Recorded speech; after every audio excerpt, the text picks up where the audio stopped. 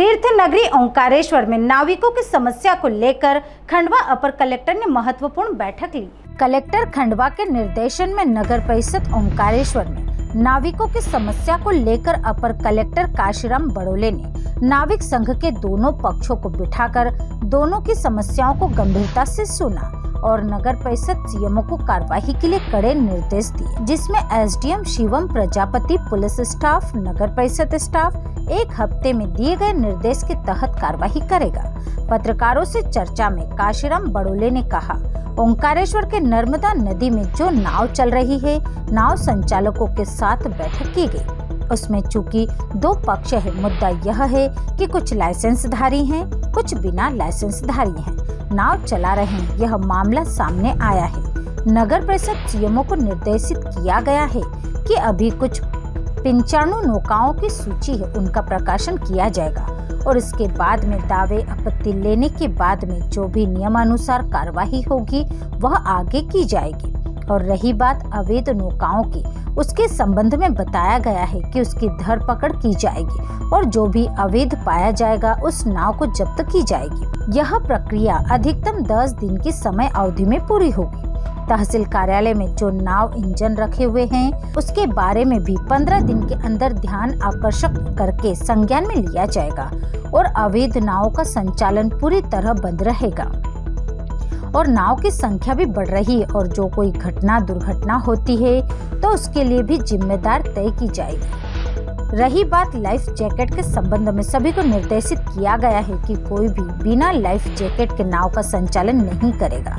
किराया सूची के संबंध में सीएमओ को निर्देशित किया गया है कि किराया सूची चस्पा की जाए। अगर कोई नाव संचालक बीमा करवाना चाहता है तो बीमा के लिए भी सीएमओ को बताया गया। बीमा का प्रीमियम नाव संचालक को वहन करना होगा।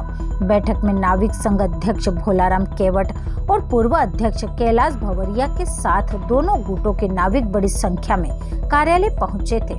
नगर परिषद सीएमओ संजय गीते ने बैठक के बाद कहा, वरिष्ठ अधिकारियों के मिले निर्देशन का पालन 24 सितंबर से ही किया जाएगा। जो हमारे ओंकारेश्वर के नर्मदा नदी में जो नावें चल रही है, वो जो नाव संचालकों के साथ आज बैठक की गई है, उसमें चूँकि दो पक्ष है। मुद्दा ये है कि कुछ लाइसेंसधारी है, कुछ बिना लाइसेंसधारी नाव चला रहे हैं। इस प्रकार का मामला सामने आया है। नगर पालिका सीएमओ मेरे पास में ही है। इनको निर्देशित किया गया है कि अभी कुछ 95 लोगों की सूची है, उनका प्रकाशन किया जाएगा और इसके बाद में दावा आपत्ति लेने के बाद में जो भी नियमानुसार कार्रवाई है वो आगे की जाएगी। और रही बात अवैध जो नावें चल रही है, उसके संबंध में बताया गया है कि उनकी धरपकड़ की जाएगी और जो भी पाया जाएगा वो नावें जब्त की जाएगी। ये प्रक्रिया कितने दिनों में पूर्ण होगी?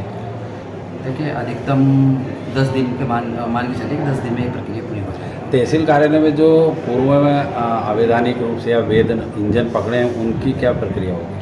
उसके बारे में भी परीक्षण कराया जाएगा कि ऐसा तो नहीं है कि कोई गलती से किसी वैध लाइसेंसधारी का इंजन निकाल लिया है, पकड़ लिया है, तो उसका भी मैक्सिमम 15 दिन में उसका निराकरण करते हैं। अवैध नावें क्या नर्मदा से पूरी तरह मुक्त करके नष्ट की जाएगी या? नहीं, बिल्कुल। देखो, अवैध नावों का संचालन पूरी तरह बंद करना ही है, क्योंकि जो नावों की संख्या भी बढ़ रही है, दुर्घटना होती है, तो उसके लिए भी कहीं ना कहीं जिम्मेदार होते हैं। लाइफ जैकेट के क्या निर्णय रहेंगे? लाइफ जैकेट के संबंध में सभी को निर्देशित किया गया है कि कोई भी नाव में ऐसा व्यक्ति नहीं पाया जाएगा, चाहे वो खुद नाव चलाने वाला हो या यात्री हो, हर किसी के पास लाइफ जैकेट होना अनिवार्य है। क्या किराया सूची भी लगाई जाएगी? इसके संबंध में सीएमओ को बताया गया है, वो किराया सूची भी चस्पा की करके जो निर्धारित किया है वही लिया जाएगा यात्रियों से।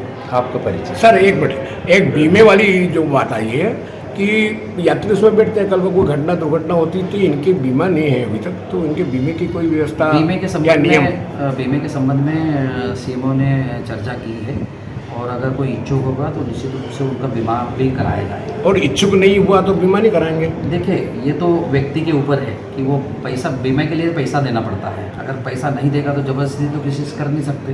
नहीं सर, मेरा निवेदन है कि मोटर व्हीकल एक्ट में सारे चाहे मोटरसाइकिल हो, चाहे वाहन हो, चाहे कोई भी हो, उसका बीमा अनिवार्य है, नहीं तो चालान बनता है। तो इस पर अनिवार्य किया जाए और नहीं तो फिर चालान बनाया जाए इनके ऊपर। इसके संबंध में भी नियमों के अधीन जो परीक्षण है वो किया जाएगा और अगर वास्तव में जरूरी है तो वैसी कार्रवाई की जाएगी। सर आपका परिचय? मैं KR बड़ोले, अपर कलेक्टर खंडवा। ओंकारेश्वर से ममता दुबे की रिपोर्ट।